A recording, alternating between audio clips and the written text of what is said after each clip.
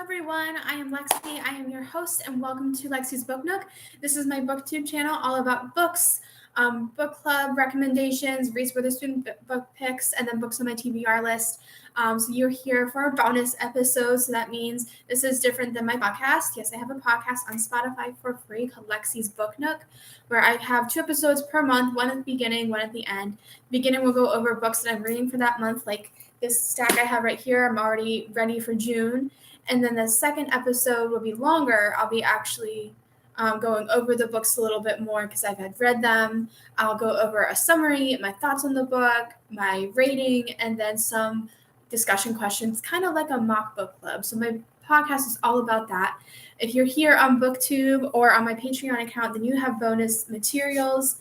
On Patreon, you get the same thing as Spotify, but you get the bonus of seeing my face like you are right here, my book nook. You get to see book titles and get inspiration for your own book nook for $3 a month. If you're here on BookTube, you get to get that and bonus episodes. So it's whatever you want, a little mosh posh of whatever you're interested in. If you want to support the podcast, Patreon is there for $3 a month. But like I said, today is a bonus episode, meaning that the book I've read has gone beyond my TBR list or to be read list from my podcast. So today's episode is on the Nightingale. I will usually have my book if I still have it in my possession.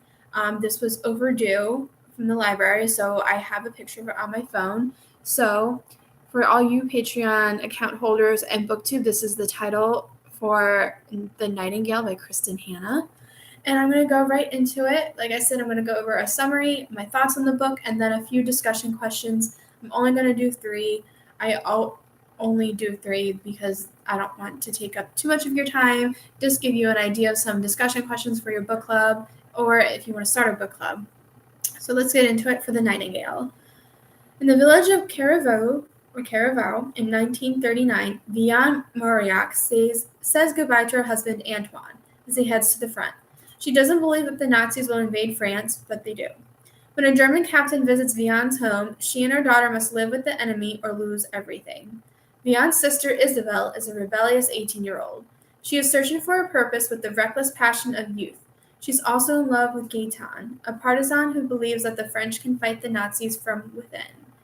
Isabelle joins the resistance by helping create a route to save downed airmen. This route meant that she must hike across the Pyrenees Mountains. She ends up hiking these mountains not just once, but 3 times. She's a hero. She is the Nightingale. But she's also not the only one. Vian is also a hero. Vian rescues 19 Jewish children during the course of World War II. So, I mentioned that in my little description that this is historical fiction. It's not real, but it's also about love and loss. I learned that there were concentration camps just for women. I don't know if I ever really thought about it or if it just kind of like maybe like an epiphany. I thought the concentration camps were co-ed, but it makes more sense that there were camps for men and one for women. So I thought that was interesting. And I read a little bit of the author's note, and I know that Kristin did a lot of research for this book, which I really admire. And this book was also really hard to read near the end. It's one of the very few, or maybe many books that have made me cry, but I was weeping at the end, like happiness tears. It's also a little bit of heartbreaking too, but that is for you to find out. In the book, they have 3 stories going on. They'll have Isabelle's perspective, Vian's, and then someone who is much older, whether it's Isabella or Vian, or maybe we learned that only one survives, but that survivor stories in the first person, while Isabella and Vian's are in the third person. So it is up for us to figure out who survived the concentration camps, or if both of them did. So it's heartbreaking, it's happy, there's love, there's loss, so there's a lot of crying. But I really, really liked it. So the first discussion question is, The Nightingale opens with an intriguing statement that lays out one of the major themes of the book. If I have learned anything in this long life of mine, it is this. In love, we find out who we want to be. In war, we find out who we are. That's the quote. What do you think the narrator means by this? Is love the ideal and war reality? How does war change the way these characters love? How does love influence their actions in the war? And so this is what I think. In love, we want to be someone. We want to be the best person possible for the person that we love. Sometimes we adapt or change parts of us to be the person we think the person wants us to be, thus making us think we want to be this person. And I don't know if anybody else feels that way, but that's what I feel sometimes. I'm a victim. I am 100% myself, but I find things that I want to work on. I want to snag something that I want to have in common with that person, then I work on that. So that's me trying to be like them so that we have a better match. But in war, I think war changes a person. It may make you harder, angrier, or more scared and cautious. It changes each person differently, but we don't know until we are in the midst of it. Thus, war will make us different, whether for better or for worse.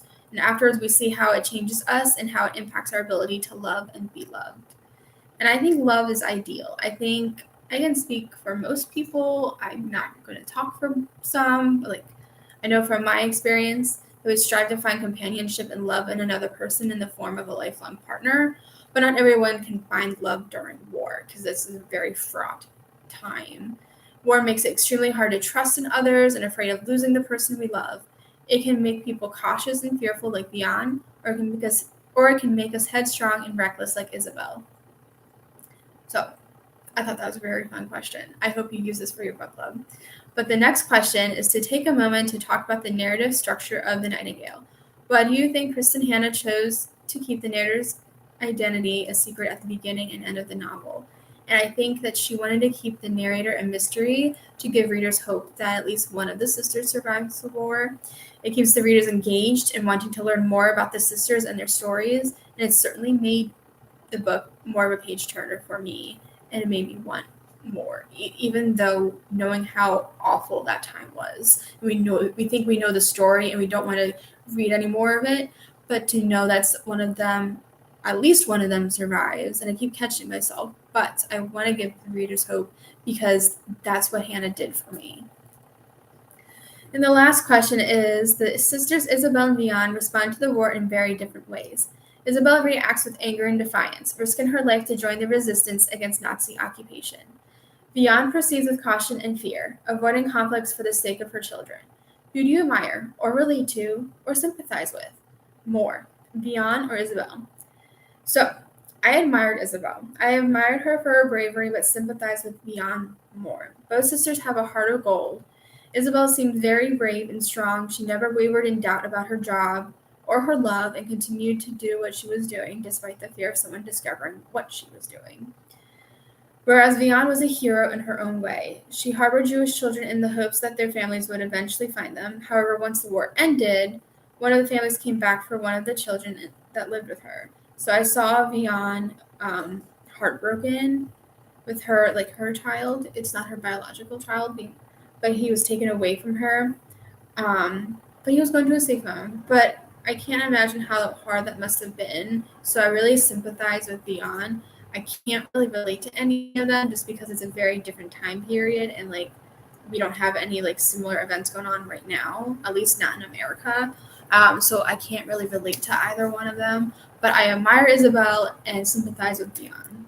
So those are my 3 questions. I really hope you like them as much as I did. I think they'll stir some really good conversations with your book club. Or if you want to start your own book club, I think that's a really good book. And I think it might even be a very good high school book club.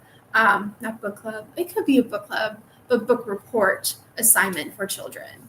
So I hope you really enjoyed Nightingale, or if you haven't read it, please do. If you want to send me questions of your own or you want to give me your own recommendations, I have a website called lexiesbooknook.com.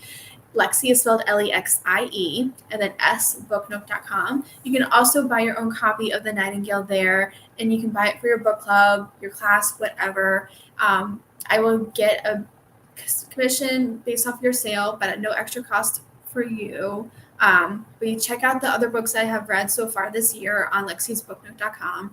Listen to my podcast if you want to support the podcast. It's only $3 per month. And then you're here on BookTube, so you get the bonus materials here. So you get a little bit of everything. That is it for today's episode. I hope you really enjoyed it. I hope you keep listening, and I hope you keep on reading.